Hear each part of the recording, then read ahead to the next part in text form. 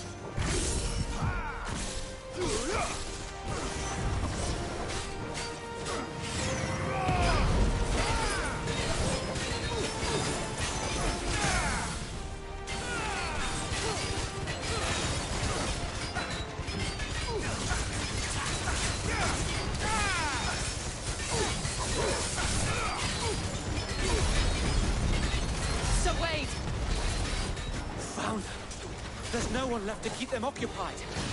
We need to finish this. You mean finish him?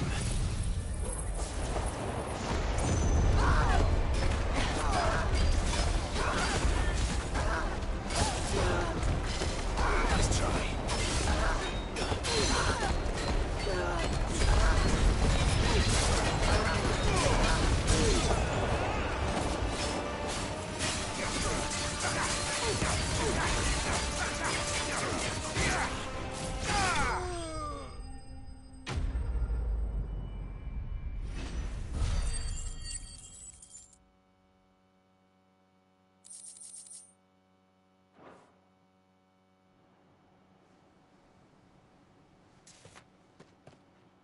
I don't see any more. Nor do I. The plan worked. It did. It bloody worked.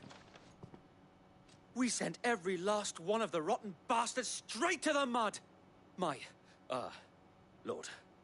Perhaps this will be enough to stop the Cullings. For the time being, at least. Perhaps. Though I doubt my mother will take this loss well. She'll move swiftly to see her minions' ranks replenished. And then it will all begin again. I often wonder if the nation we once knew is gone for good. Her fields rot. Her people starve. We battled to preserve the flame that was, but for every foe we fell, another springs up in its place. Yet be that as it may, it is still our home, and we must fight for it. As we always have, and always will. For as long as the Firebird's flame burns in our hearts, the Duchy cannot die. And her loyal subjects may dream of a day when the Rosarian standard flies over Rosalith once more. So wait, Think we should fall back to Port Isolde before the garrison sends reinforcements? A sound strategy, my lord.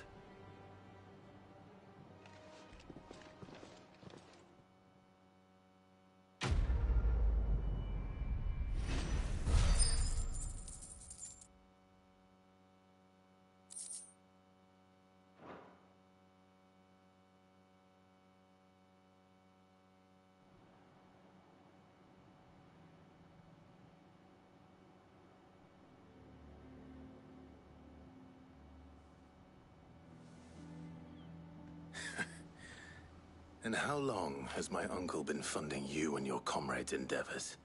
Since the beginning. Lord Byron was the first person I turned to after forming the Guardians.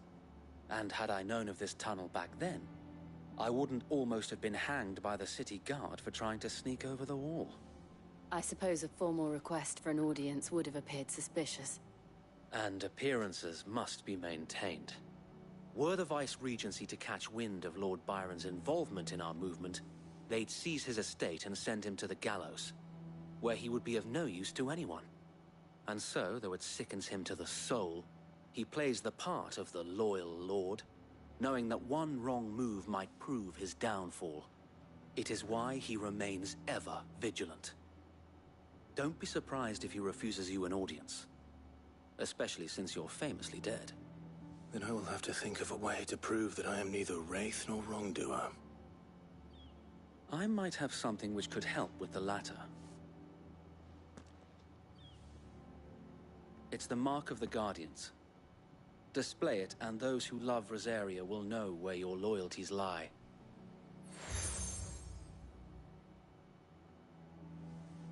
I shall wear it with pride. Be sure that you do. I don't want my men attacking you again. Unless you deserve it. If only Sir Tyler could have been here to see you. Or the Lord Commander. Thank you, Sir Wade. If there is ever anything you need. I know. Go on now, my lord.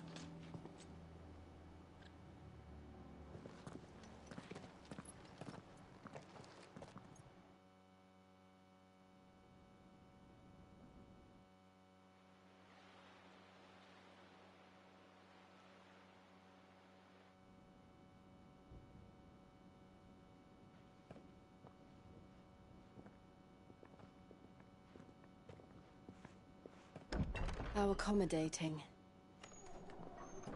Do you really think they believe we are who we say we are? Not a chance.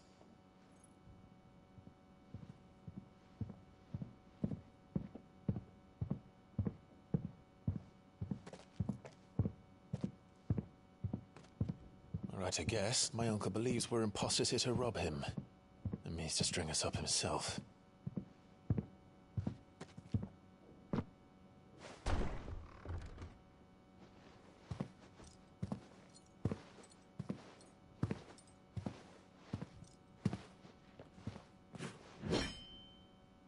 Imagine my surprise when I was told my nephew had come to visit.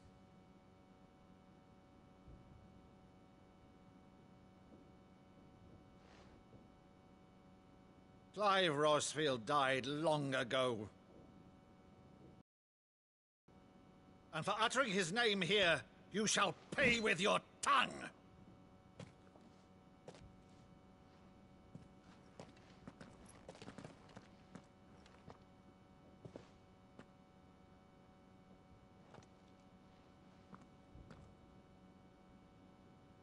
You would mock me as well?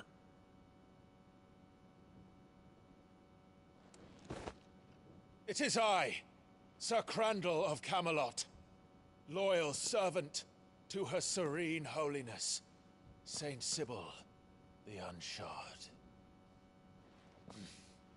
Meadow, thou vile sorcerer, for thy crimes against church and crown, I shall have thy head.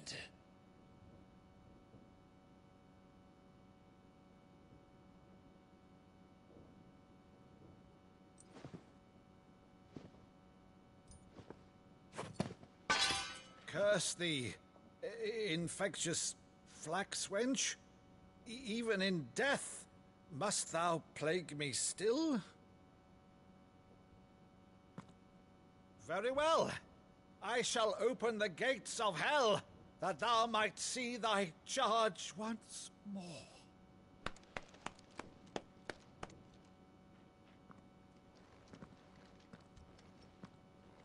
Bravo, Uncle. You're still the finest Maddu in the twins. Oh, Clive, my dear boy, it's really you.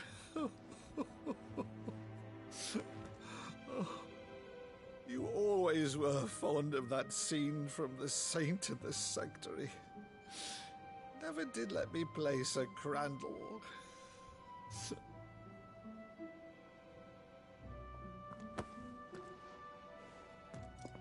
I have a favor to ask, Uncle Byron. Rutherford, inform the kitchens. There'll be guests.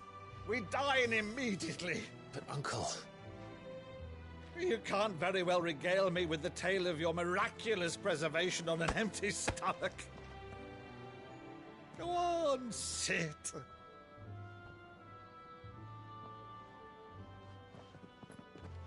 See that you use the good plates, Rutherford.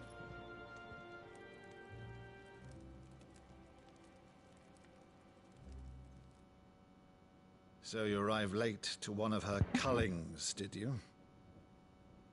Since becoming Vicereine, Annabella has been a constant thorn in Rosaria's side, but these atrocities are a new low. Something has changed. Quite what, I don't know, but the woman we knew is gone, and a monster sits in her place. A monster. For better or worse, I've been charged with governing this town, and thus must maintain the illusion of obedience. That's all I can do to aid Wade and his merry band of revolutionaries. So he's told us. You have risked much for Rosaria. Our nation will be forever in your debt.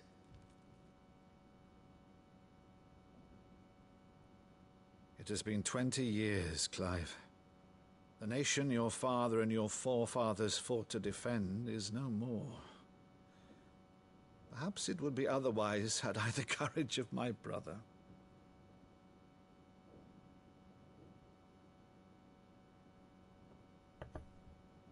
All right, if it's a ship you require, a ship you shall have. I've a galley in port, but recently relieved of her cargo. She can be outfitted for the voyage in a matter of weeks. So you believe us, then? About everything? Believe you?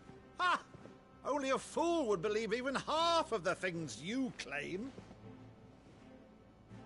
But until tonight, only a fool would have believed my nephew still lived. And besides, I have it on good authority that Clive is telling the truth. Whose authority? Your own, of course. You've always been a terrible liar. Is that true? It's not untrue. I'd say no more about it, eh? It wouldn't do to linger on my nephew's greatest failing.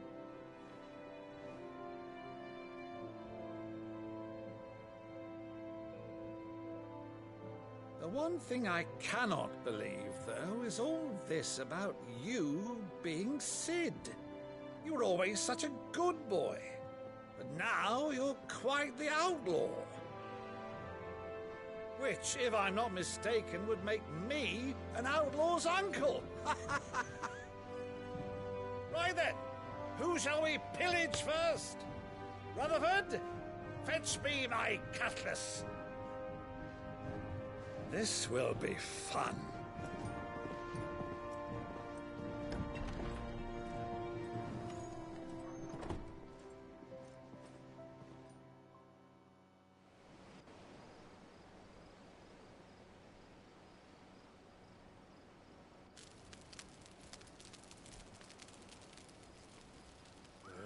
Over there. Go on. She's a fine ship, isn't she? Once outfitted, she'll bear us across the boiling sea to Drustinus in the space of 3 days.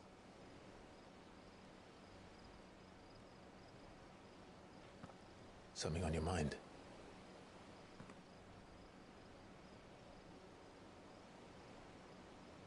Monsters.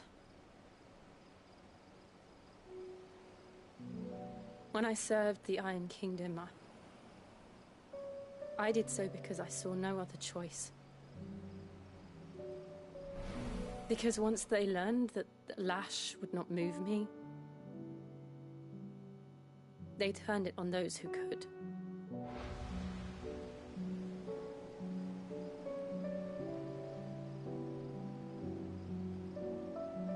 And so I became their puppet. I let them pull my strings, telling myself it was not my hand that swung the sword, but another's. I removed myself from the truth so I wouldn't feel the pain it caused.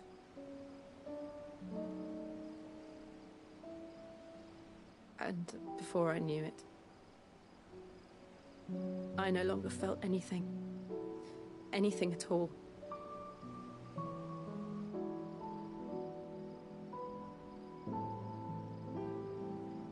I had become a monster.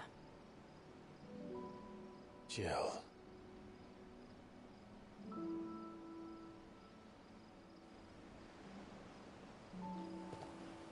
I don't want to be a monster, Clive. Do you understand? I want to choose a different path, a better path. To live on my own terms. But before I can do that, I need to come to terms with my past.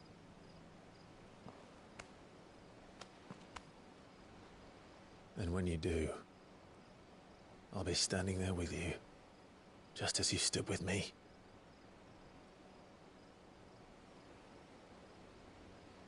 Thank you, Clive. I must atone for my sins. Only then, when it's done, will the monster cease to be. Just promise me that you won't die with it.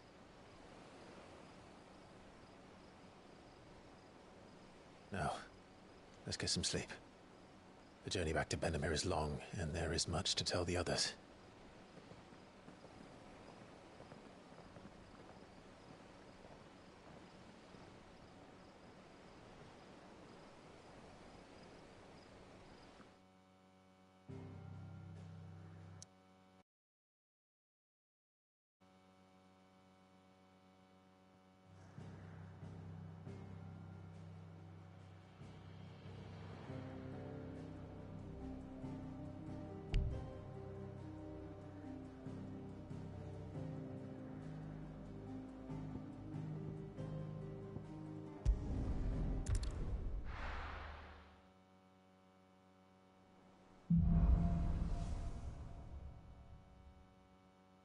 Only the Founder knows what awaits us in the Iron Kingdom. But Vivian? Probably make an educated guess.